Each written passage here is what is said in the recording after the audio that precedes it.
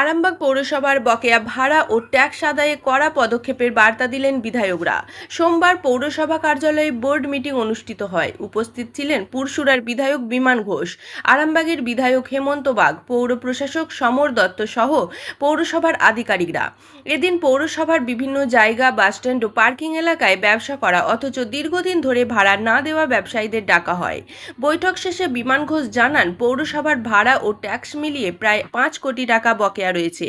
সংশ্লিষ্টদের চিঠি দিয়ে 7 দিনের মধ্যে বকেয়া টাকা জমা দিতে বলা হবে।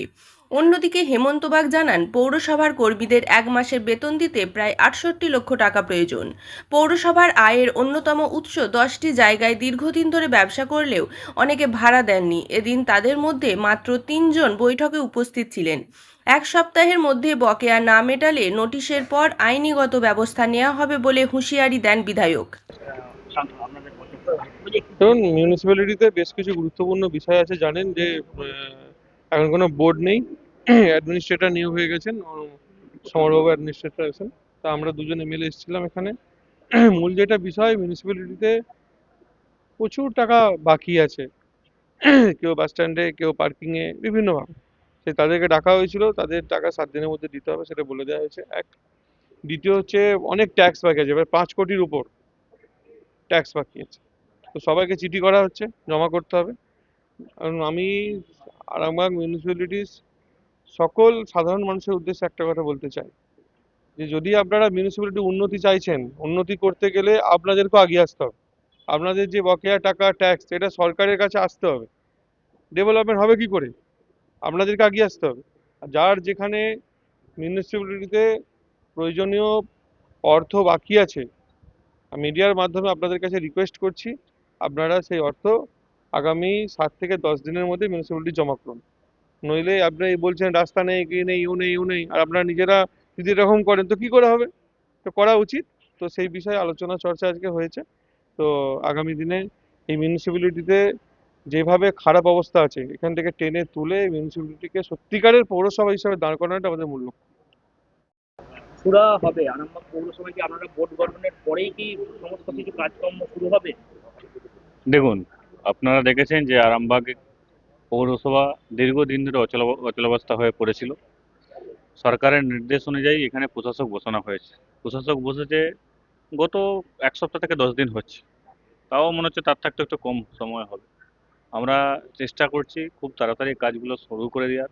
ইতিমধ্যেই আজকের কিছু কাজ আমরা আগামী কয়েকদিনের মধ্যে সেগুলো নতুন করে টেন্ডার করব, এবং তার ডিপিআর রেডি করে পাঠানো হয়েছিল এবং সেগুলো অ্যাপ্রুভ হয়েছে। নতুন করে টেন্ডার করে কারা কোথায় কী কাজ করবে সেই কাজগুলো আমরা দেখব। ক্যাজুয়াল স্টাফেদের মাইনে নিয়ে কি সমস্যা হতে পারে এরপর? দেখুন, সমস্যা একটা তো ছিল। আপনারা জানেন যে গত 4 মাসে আরামবাগ পৌরসভার বর্তমান যে পরিস্থিতি ছিল বা আছে, আমরা 1 মাসের এখানে স্টাফেদের মাইনে দিতে গেলে প্রায় 68 লক্ষ টাকা আমাদেরকে দিতে হবে। 4 মাসের, অর্থাৎ আমরা যদি আগস্ট, সেপ্টেম্বর, অক্টোবর, নভেম্বর এই 4 মাসের মাইনে দিতে যাই, প্রায় 3 কোটি টাকার কাছাকাছি, 2.5 থেকে 3 কোটি টাকার কাছাকাছি মাইনে দিতে হবে। পৌরসভার অন ফান্ড জিরো।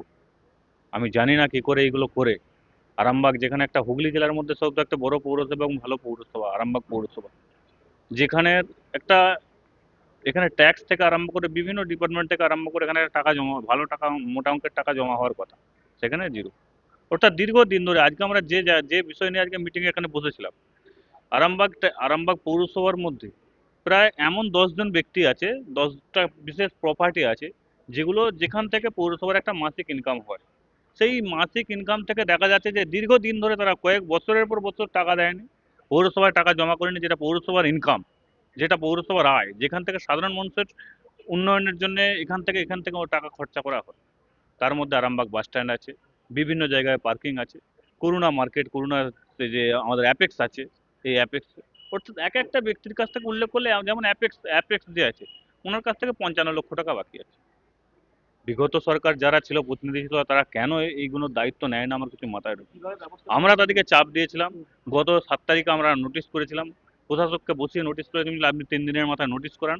10 তারিখে আপনারা যে আরামবাগ পৌরসভায় যাদের কাছ থেকে যে আমরা টাকা পাবো, সেই তারিখে ডাক করান। 10 তারিখে তাদের 10 জনকে ডাক করানো হয়েছিল, তার মধ্যে 3 জন এসেছিল।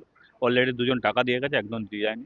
আমরা ঠিক করেছি আগামী 1 সপ্তাহের মধ্যে তাদেরকে আমরা নোটিশ করাবো, নোটিশের মধ্যে টাকা দিতে হবে, 1 সপ্তাহের মধ্যে টাকা যদি না দেয় পরবর্তী ক্ষেত্রে আমরা আইনগত ব্যবস্থা নেবো তাদের বিরুদ্ধে। নিউনুর সোফা সেন্টার, এখানে সমস্ত রকম সোফা পাইকারি ও রিটেলে বিক্রয় করা হয়। সমস্ত সোফা নিজস্ব কারখানায় তৈরি করা হয়। প্রোপাইটার হানিফ হোসেন খাঁ ও রুহুল হোসেন খাঁ, বড়ডোঙ্গল হাটতলা সিনেমা হলের সন্নিকটে, হুগলি। যোগাযোগ 7797170093 এবং 9382003105।